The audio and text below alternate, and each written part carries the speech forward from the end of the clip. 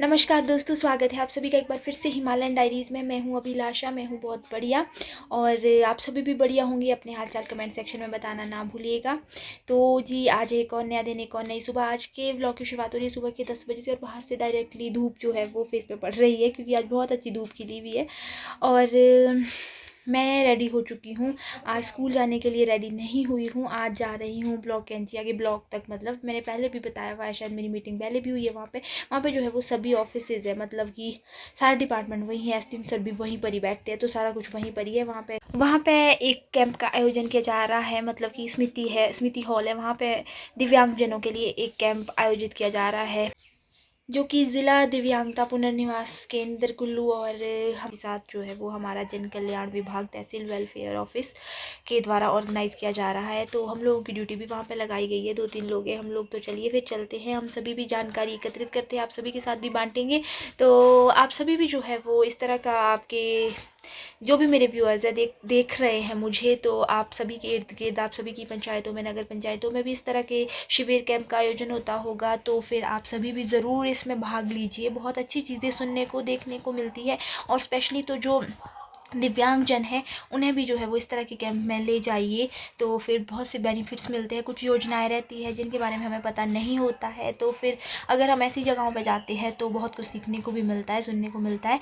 तो चलो फिर मैं भी आप सभी के साथ इस तरह की कुछ जानकारी शेयर करूँगी। बने रहिएगा इस ब्लॉग में एंड तक।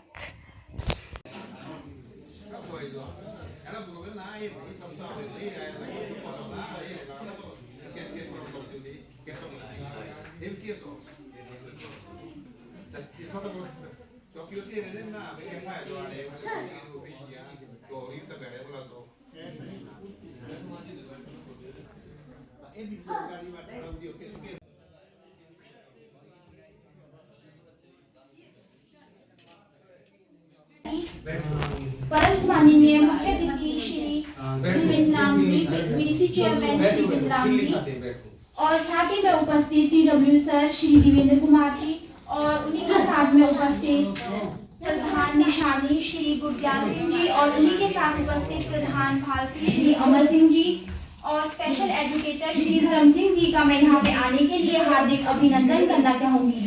जैसे कि आप सभी को विदित ही है कि आज जिला दिव्यांगता पुनर्वास केंद्र की तरफ से कैंप का आयोजन किया जा रहा है, तो सर्वप्रथम मैं टीडब्ल्यू सर श्री देवेंद्र कुमार जी से निवेदन करना चाहूंगी कि वो बैच पहनाकर श्री विपिन राम जी का स्वागत करें।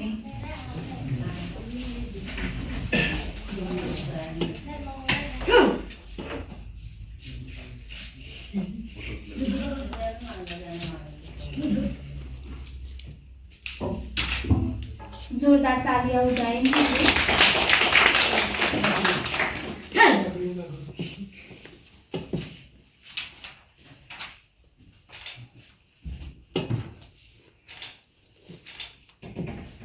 और उसके पश्चात मैं सर से अनुरोध करना चाहूंगी कि वो प्रधान भालसी श्री अमर सिंह जी का भी बैच पहनाकर स्वागत करें।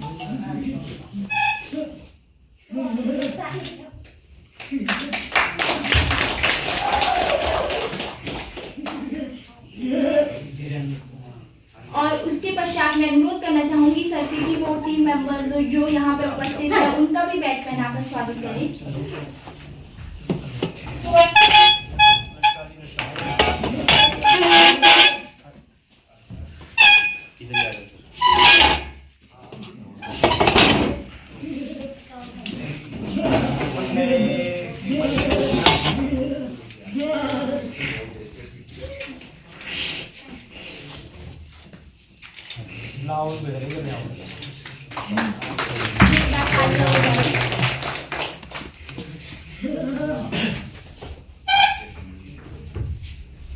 ठीक है, मैं आता हूँ।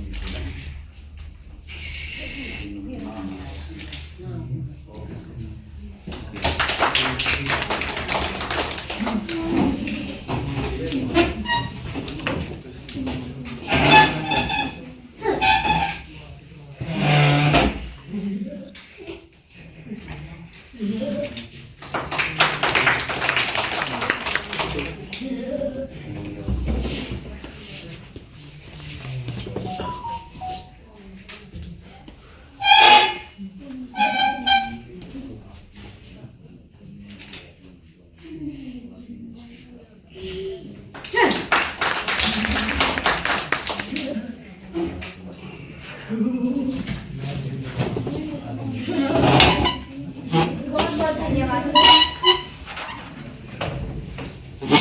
और साथ ही मैं हार्दिक अभिनंदन करना चाहती हूँ यहाँ पे उपस्थित सभी दिव्यांग और उनके साथ आए उनके परिवारजन, इन सभी के लिए भी जोरदार तालियां हो जाए।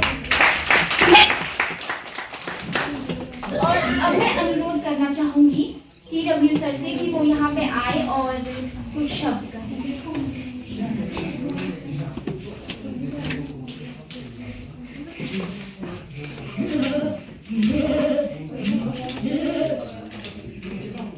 परम सम्माननीय पंचायत समिति निर्माण के उपाध्यक्ष श्री बिंद्राम वर्मा जी, ग्राम पंचायत भालसी के प्रधान श्री अमर जी, इस सभागार में उपस्थित समस्त हमारे ICDS वर्कर्स, सभी दिव्यांगजन, और विशेष आभार और विशेष जो स्वागत है हमारे डिस्ट्रिक्ट डिसेबिलिटी रिहैबिलिटेशन सेंटर की टीम का, इसमें रूम सिंह सर है, अपने राजू जी है, धर्म जी है, आप सभी लोगों का बहुत बहुत स्वागत है।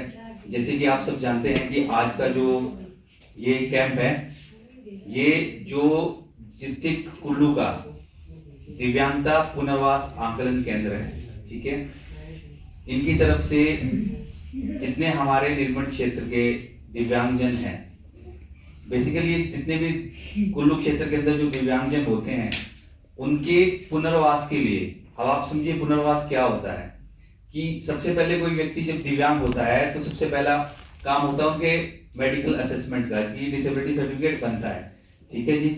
उसमें ये निकाला जाता है कि कितना % इनकी डिसेबिलिटी है। किसी का 40% होता है, किसी का 50 होता है, किसी का 70 या 80-100% होता है।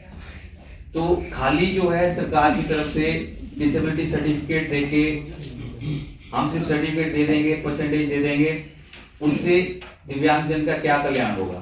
कोई कल्याण नहीं होगा। वो तो सिर्फ एक पहचान की है कि ये व्यक्ति जो है हमारे कानून के अंदर जो परिभाषित सीमा है उसके अंदर दिव्यांग व्यक्ति है। उसके बाद हमारा जो देश है ये एक कल्याणकारी राज्य है, वेलफेयर स्टेट है, ठीक है। भारत का संविधान हमारे देश की जो सरकार है उसको बाध्य करता है ऐसे काम के लिए कि जो भी व्यक्ति समाज के अंदर, हमारे देश के अंदर जो नागरिक किसी वजह से पीछे रह जाते हैं, ठीक है, जिसको हम मार्जिनलाइज सेक्शन कहते हैं, उस ग्रुप का एक हिस्सा दिव्यांगजन होते हैं। तो उन लोगों को भी जो है मेन स्ट्रीम में, मुख्य धारा में लाया जाए, उसके लिए जो है सरकार कार्य करे, इसके लिए संविधान ने सरकार को बाध्य कर रखा है। तो उसी के तहत जो है भारत सरकार ने जो ये कार्यक्रम चलाया है DDRC का, प्रदेश सरकार की तरफ से जो डिस्ट्रिक्ट हमारी जो रेड क्रॉस सोसाइटी है कुल्लू वो चलाती है। ये लोग दिव्यांगजनों के जिनके मेडिकल बन जाते हैं उनका मूल्यांकन करते हैं कि अब उनका पुनर्वास किस तरह से किया जाए। अब उसके लिए देखिए जो सबसे बड़ा इनका मेन कंपोनेंट है वो है सहायक उपकरण प्रदान करने का। सहायक उपकरण जैसे किसी दिव्यांगजन का जिसका जो है वो लोकोमोटर डिसेबिलिटी है, वो चल नहीं पाते हैं, मान लेते हैं किसी वजह से, तो क्या उनको व्हीलचेयर अगर हम प्रोवाइड करें, क्या वो उसके बाद चलना शुरू कर पाएंगे? कि अपना जो है जो कम से कम रोजमर्रा के उनके छोटे मोटे जो काम है उसके लिए क्या वो आत्मनिर्भर हो पाएंगे व्हीलचेयर पे? उसका आंकलन हमारी टीम करेगी, ठीक है। किसी व्यक्ति का हो सकता है कि कोई अंग कट गया हो, है ना, एम्प्यूट हो गया हो, तो क्या हम कोई ऐसा कृत्रिम अंग लगा के उस व्यक्ति को इतना सक्षम कर पाए कि वो जो मैं पहले भी कह रहा हूं कि अपने कम से कम अपने रोजमर्रा के काम, अपने जो है अपने शरीर से संबंधित काम, थोड़ी सी आत्मनिर्भरता जो है उसमें उन लोगों में आ पाए। तो उसके लिए वो कोई जो उनका अंग कट गया है, जो अंग उनके पास नहीं है, क्या वो कृत्रिम अंग लगा के जो है उनका कल्याण किया जा सकता है? से जो स्पेशल एजुकेटर आए श्री धर्म जी का, कि वो भी आए और आप सभी को स्कीमों के बारे में बताएं।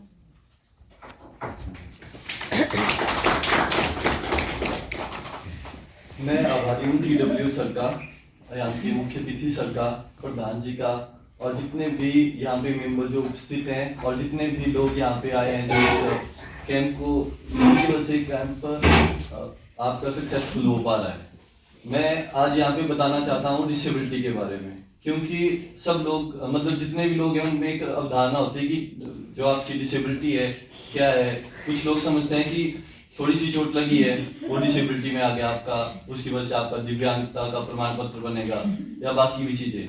मेरा मेन आज का मोटिव ये रहेगा कि मैं आपको इस अवेयरनेस दे पाऊँ कि और अब यहाँ पे तमाम जानकारी साझा करने के बाद जो लोग आए हुए थे स्पेशल एजुकेटर, वो जो है वो इन दिव्यांगजनों का स्पेशल चेकअप कर रहे थे, देख रहे थे कि किसको क्या डिसेबिलिटी है, किसका क्या है और किसको कौन सी चीज़ मुहैया करवाई जानी है। मतलब निःशुल्क जो इन लोगों को चीज़ें मिलनी थी, जैसे कि व्हीलचेयर वगैरह हो गई, वैसाखी वगैरह, वो सब चीज़ें देख रहे थे।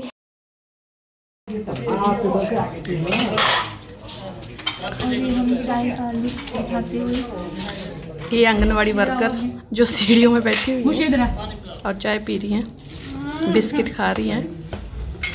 इन्होंने ना 2 पैकेट बिस्किट के खा लिए हैं, अभी तक इनका पेट नहीं भरा।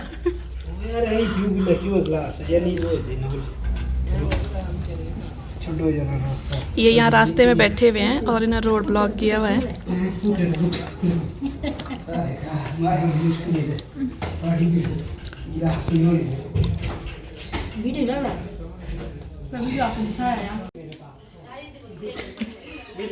क्या है किनौरी। और यहाँ पे सभी के लिए जो है वो केला चाय वगैरह का भी प्रावधान किया गया था। हेलो दोस्तों, तो अभी समय हो रहा है पूरे 6 बजे का और मैं काफ़ी पहले पहुंच चुकी थी। आपने देखा मैं अव्या के साथ खेल रही थी, थोड़ा सा क्वालिटी टाइम में स्पेंड कर लेती हूँ आने के बाद उसके साथ, क्योंकि वो बेचारी सुबह से मुझे ढूंढ रही होती है। और मैंने सोचा कि चलो मैंने व्लॉग शुरू तो कर दिया, उसका एंड भी कर देती हूँ। देखिए व्लॉग जो है वो काफ़ी नॉलेजेबल था, मतलब कि बहुत सारी चीज़ें आपको सुनने को देखने को मिल सकती थी उसके द्वारा। बट लेकिन ऐसा है कि मेरा डेली व्लॉगिंग चैनल है, अगर मैं ज़्यादा लंबाया और ज़्यादा जो भी बोला सभी ने वो सब आप सभी के साथ शेयर तो करना चाहती थी, बट अगर मैं करती तो मेरा व्लॉग बहुत लंबा चला जाना था, कम से कम 1-1.5 घंटे का। मैं ऐसा नहीं कर सकती थी, बट लेकिन मैं आप सभी के साथ थोड़ी सी बातें साझा करना चाहती हूँ जो मुझे उन लोगों ने बताई, मतलब मुझे क्या सबको बताई, बट मैंने जो है वो मुझे भी कुछ चीज़ें नहीं पता थी बट पता चली है। तो मैं ये कहना चाहती हूँ कि देखिए ऐसे कैंप में सबसे पहले तो जाना बहुत सुनिश्चित कीजिए, जाना चाहिए, क्योंकि बहुत ज़्यादा अच्छी चीज़ें और बातें सीखने और सुनने को मिलती है। और दूसरी बात ये है कि जो लोग विकलांग होते हैं ना, हमारे अंदर मतलब कि ये मानसिकता बनी रहती है कि हाँ जी ऐसा हो गया, हाँ ये तो हमारे कर्म थे, ये तो ऐसा था वैसा था, तभी उसी वजह से ऐसा हुआ, अब हम क्या कर सकते हैं या क्या होना है, अब क्या होकर रहेगा। ये सारी चीज़ें हम लोग सोचते हैं, जो लोग ऐसे हो जाते हैं, डिसेबल हो जाते हैं, डिसेबिलिटी हो जाती है जिन लोगों को।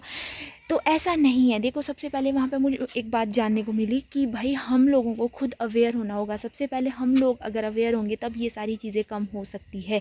और हम लोग कैसे अवेयर होंगे, ये चीज़ें ना माँ के गर्भ से ही शुरू हो जाती है। अगर माँ जो है वो प्रॉपरली टीके लगाए और पूरी जो दवाइयाँ हैं वो खाए, जो हमें मिलती है आयरन कैल्शियम वगैरह वो खाएँ, और उसी के साथ में ही अब हमें बोला जाता है कि और कोई दवाइयाँ नहीं खानी है, एक्स्ट्रा ऑर्डिनरी कुछ भी नहीं लेना है, डॉक्टर की प्रिस्क्रिप्शन के द्वारा जो चीज़ें मिलती है या जो दवाइयाँ मेडिसिन जो भी मिलता है वही लेना है और कुछ नहीं करना है। अल्ट्रासाउंड भी ज़्यादा नहीं करने हैं।